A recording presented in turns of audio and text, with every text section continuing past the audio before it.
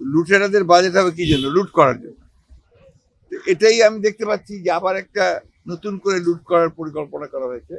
অর্থাৎ এই যে আপনাদের সেই তথাকথিত বাজেট যেটা দেওয়া হয়েছে আর কি, এই বাজেটে আপনার আয়ের চেয়ে ব্যয় অনেক বেশি, এবং আপনার যে সমস্ত জায়গাগুলোতে আপনার আয়ের অংশ দেখানো হচ্ছে, তাতে করে সাধারণ মানুষের উপরে এই সমস্ত বোঝাটা গিয়ে পড়ে যাচ্ছে, এবং এই ব্যয়টা মেটানোর জন্য তারা যেটা করবে সেটাও সাধারণ মানুষের উপর গিয়েই পড়বে। অর্থাৎ আপনার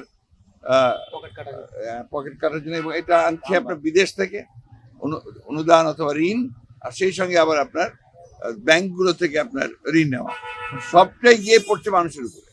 এবং মানুষ তো এই বোঝা টানতে টানতে এখন মানে আর পারছে না আর কি। একদিকে আপনার যেমন ইনফ্লেশন চরম ভাবে উপরে উঠে গেছে, এবং বিশেষ করে খাদ্য দ্রব্যের উপরে যে আপনার দ্রব্যমূল্য যে বৃদ্ধি পেয়েছে, এটা তাদের জন্য একদম সহনীয় পর্যায়ে নাই এখন। আপনার কয়েকদিন আগেই বাড়লো আপনার পেট্রোল, ডিজেল, এসব জিনিসের দাম বেড়ে গেল, বিদ্যুৎ এখন আবার আপনার বাড়বে, বাজেটের সঙ্গে সঙ্গে সেগুলো আবার বাড়বে। এবং যেটা IMF এর সঙ্গে যে চুক্তি আর কি, প্রতি বছরে 4 বার করে বাড়বে। তো আমরা এই পয়সাটা কি জন্য দিচ্ছি? বিদ্যুৎ খাতে যে চুরি হয়েছে, এনার্জি খাতে যে চুরি হয়েছে, সেটা সবাই জানে। এই কুইক ইন্টার পাওয়ার প্ল্যান্ট থেকে শুরু করে আপনার আদানির কাছ থেকে, ভারত থেকে আপনার বিদ্যুৎ আনার থেকে শুরু করে সবগুলোই তো আপনার সম্পূর্ণ তাদের পকেট বাড়ি করেছে। হয় রূপপুর আপনার প্ল্যান্ট, কোথায় রূপপুর প্ল্যান্ট? এখন তো রূপপুর প্ল্যান্ট কোনো হচ্ছে না, একটু যাচ্ছে না। কোথায় গেল আপনার সেই পায়রা বন্দর, সেই বন্দরের কাজগুলো কোথায় গেল? আর কি আপনার ফ্লাইওভার্স, এলিভেটেড এক্সপ্রেসওয়ে, খুব ভালো কথা, বাট ইন হোয়াট ওয়ে আপনি সাধারণ মানুষের সমস্যাগুলো সমাধান করছেন? মানুষ তো আর পারছে না, যখন এখন তো বহু মানুষ কিন্তু শহর ছেড়ে গ্রামে চলে যাচ্ছে, কারণ এখানে ঢাকা শহরে আর তারা টিকতে পারছে না। গ্রামে গিয়েও তারা বিপদে পড়ছে, কোনো এমপ্লয়মেন্ট নেই।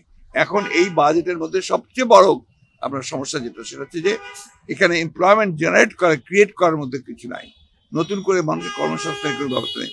পুরো বাজেটে যেমন মেগা প্রজেক্টের এবং মেগা চুরি, মেগা দুর্নীতির জন্য করা হয়েছে। সুতরাং এই বাজেটকে শুধুমাত্র তথাকথিত ভাষায় গণবিরোধী বলবো না, এটা আসলে বাংলাদেশ বিরোধী বাজেট হয়েছে। স্যার একটা প্রশ্ন, এই বাজেটে একটি জিনিস লক্ষ্য করি, শুধু একটি পয়েন্ট, সেটা হচ্ছে কালো টাকা সাদা করার উপরে 15% ভ্যাট আরোপ করা হয়েছে, আর বৈধ উপার্জনের উপর 30% ভ্যাট আরোপ করা হয়েছে। এটা আসলে কার জন্য স্যার? এগুলো হচ্ছে আপনার সম্পূর্ণ যেটা বললাম আপনাকে, যেখানে যারা পে করে, যারা ন্যায় পথে চলে, তাদের উপরে সমস্ত চাপটা পড়ে যাচ্ছে। যারা অন্যায় করে তাদের উপরে এখানে কোনো কিছু হয় না। এটা আপনারাই লিখছেন প্রতিদিন, প্রতিবার কি করে একজন সরকারি কর্মকর্তা যে হাজার হাজার কোটি টাকা সম্পদ তৈরি করে, কি করে একজন সাবেক আপনার সেনাবাহিনীর চিফ, সে কি করে আপনার এত সম্পদ তৈরি করতে পারে? এটা দেখে দুটা ঘটনা, এরকম প্রত্যেকটা ঘটনা আমরা হাজার চারদিকে তাকাবেন। এই যে আমরা মালয়েশিয়ার কর্মীরা আজকে যেতে পারলো না, কেন পারলো না? সরকার ব্যর্থতার জন্য, গভর্নেন্সের চরম ব্যর্থতা। অথচ দেখেন, যেটা পত্রিকায় অনেকে আপনারা লিখছেন যে 4-5 সংসদ সদস্য জড়িত, তারা 20,000-25,000 কোটি টাকা বানিয়ে। কোথায় যাবে মানুষ? মানুষের তো দাঁড়াবার জায়গা নেই। যে কারণে আমরা যেটা বলছি, সবসময় বলে আসছি, একটা লুটের রাতের দেশ হয়েছে।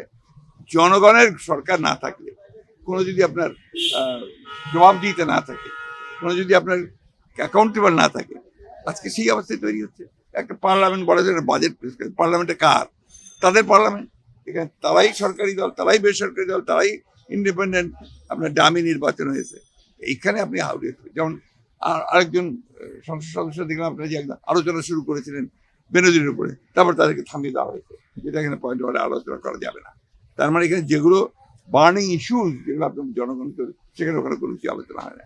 এখানে শুধু স্তুতি আর স্তুতি। Thank you.